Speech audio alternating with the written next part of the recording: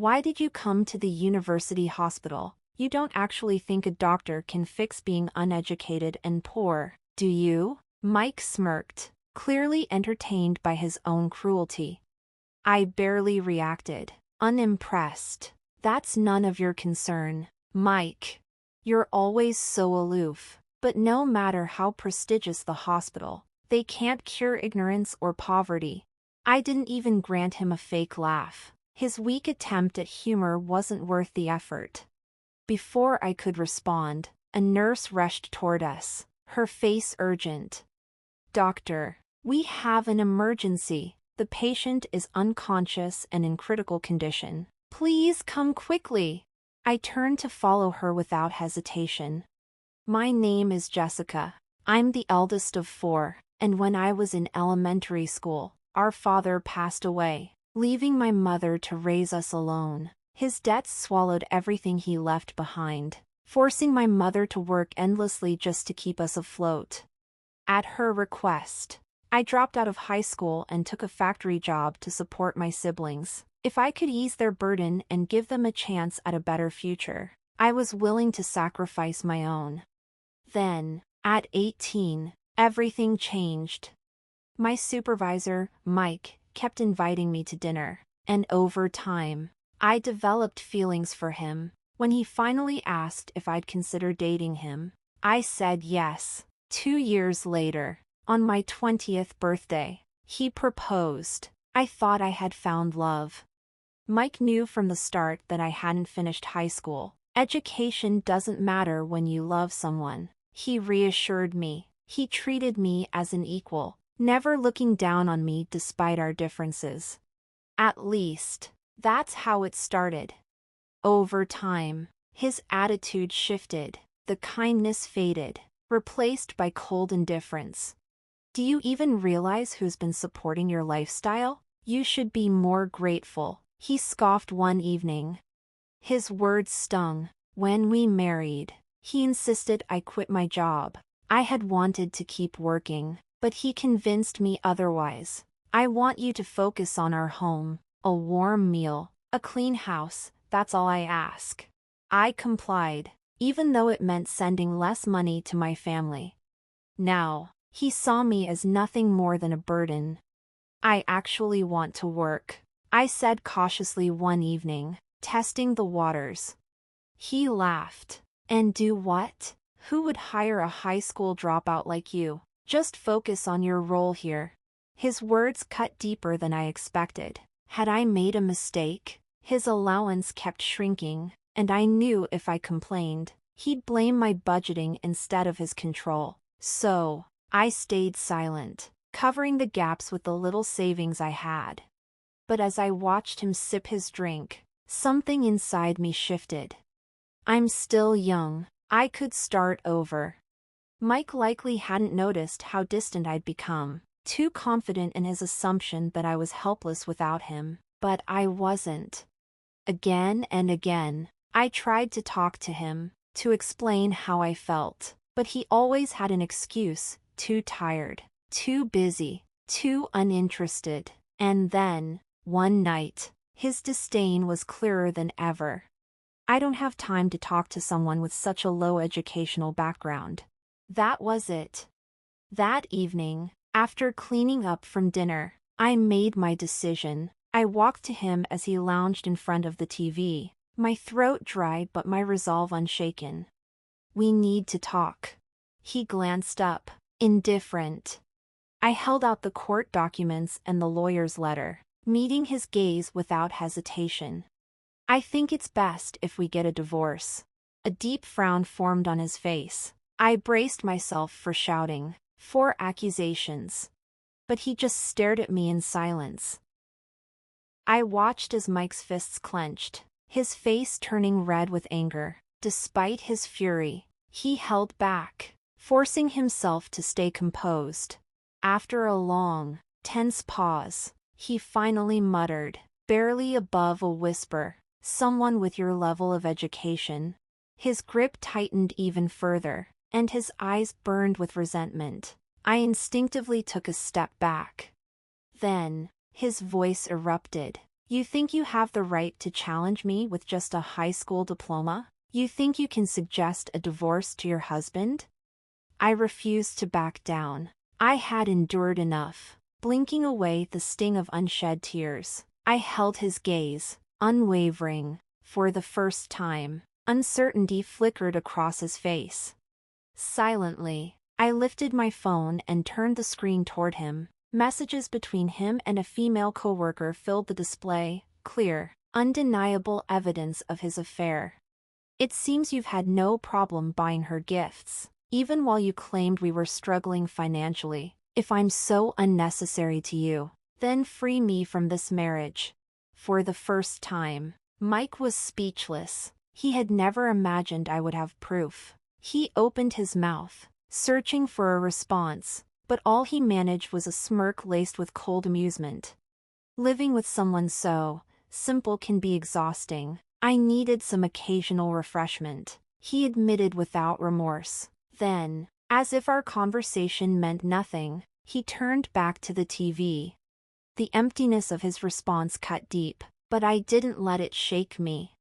Without hesitation, I walked over and turned off the TV, plunging the room into silence. He shot me a disgruntled glare, but I stood my ground, ignoring the tremble in my legs. I held out the divorce papers once more. Sign them, please.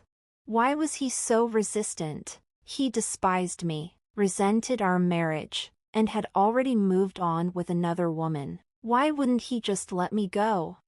If he believed I had no right to demand a divorce, then why hadn't he been the one to suggest it? I would have taken the humiliation of being left. I just wanted to be free.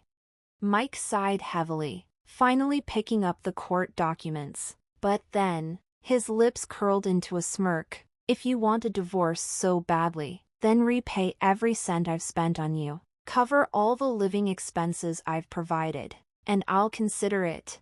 That's ridiculous. That's impossible. Exactly. He chuckled. You're just an uneducated housewife. Do you really think you can afford freedom?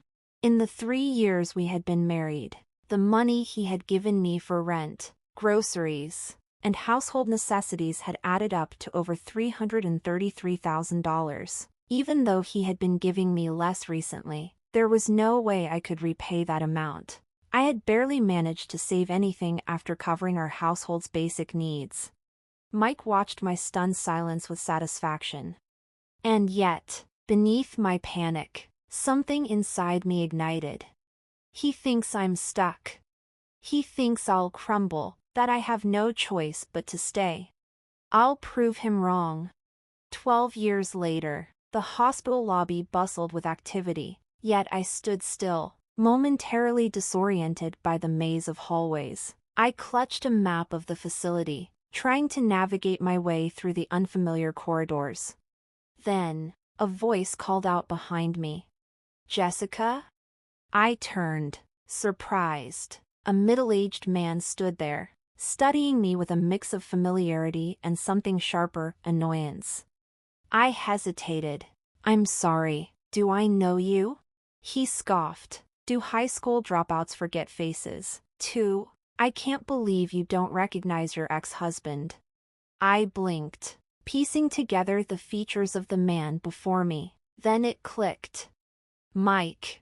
He smirked, satisfied, settling into a chair in the lobby. He crossed his arms. Why are you here at a university hospital? He asked, his tone mocking. You don't actually think a doctor can fix being uneducated and poor, do you? Amused by his own words, he chuckled.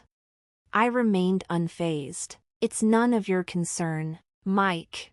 You're always so cold, he sneered. But no matter how prestigious this hospital is, I doubt they can cure ignorance or poverty.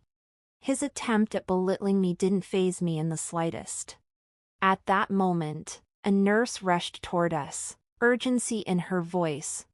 Doctor, we have an emergency patient, critical condition, unconscious. Please come immediately.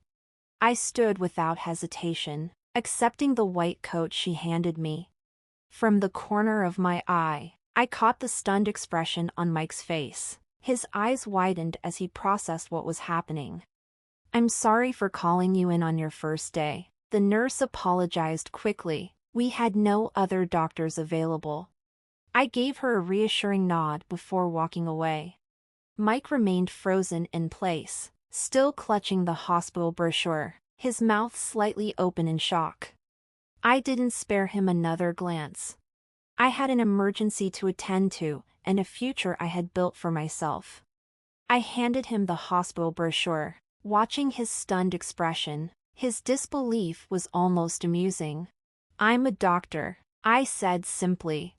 Even after the emergency treatment, I still had time before my official shift began. Instead of wandering around, I decided to get a head start. As I reviewed my next patient's chart, my breath caught in my throat. "Mike." I stepped into the examination room, and for the second time that day, we locked eyes in mutual shock. His usual arrogance had vanished, replaced by an unfamiliar unease. He sat stiffly in the chair, gripping the armrests. His medical file confirmed what I already suspected: he had heart problems. He had been referred to this hospital for further evaluation. I took a steadying breath, regaining my composure. Personal history aside, he was just another patient. The examination proceeded in tense silence. Mike, clearly unsettled, couldn't mask his discomfort. When I finished, I met his gaze. "Is there anything else you'd like to ask?" His jaw tightened. "How did someone like you, a high school dropout, become a doctor?" A nurse beside him glanced at him in surprise. I could have brushed off his question, but instead, I chose to answer. "My father was a doctor." My voice was calm, measured. "Just to clarify, I didn't drop out of high school because of poor grades. I had once admired my father, despite his flaws. He had been a brilliant physician but a reckless man, his earnings squandered on alcohol and nightlife, leaving our family drowning in debt. Still, he had instilled in me a passion for medicine. From the moment I understood what a doctor was, I had wanted to become one. My mother believed in me wholeheartedly, always saying, "Jessica will surely become a doctor." But when my father passed away, our financial struggles forced me to enter the workforce. My dream was put on hold, but it never disappeared. While working, I earned my high school diploma and fought my way into medical school. Mike scoffed. "There's no way you had the money for that." My mother saved what little we had. I worked and applied for scholarships. I replied matter-of-factly. He chuckled, but it was empty. "Scholarships? You?" I held his gaze. "You mocked me for being uneducated, but you never knew the whole story." Mike's expression darkened, his hands curling into fists. The nurse gently reminded me that our consultation time was almost over. I turned away, finalizing his chart for the next patient. Before closing his file, I spoke once more. "About the living expenses you once demanded I repay.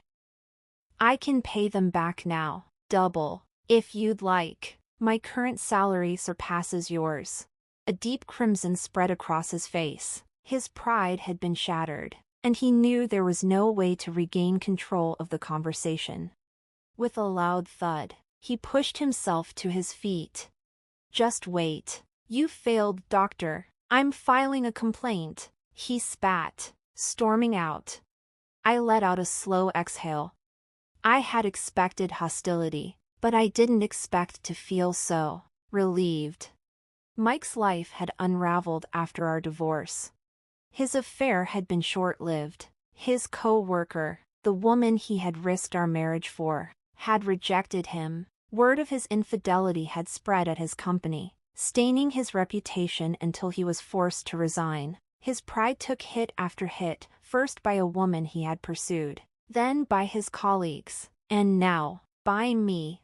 He had drowned his bitterness in alcohol and cigarettes, a habit he later admitted likely contributed to his heart condition. Now, he was preparing for major surgery.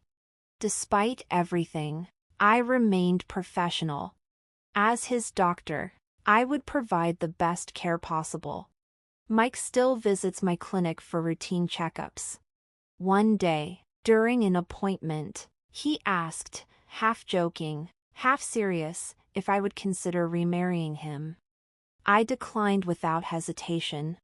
My life is full. I live with my family, supporting them as they once supported me. My work is demanding, but it's fulfilling. I have no regrets. Occasionally, I look back on our marriage. Not with longing, not with hatred. Just a quiet, lingering emptiness.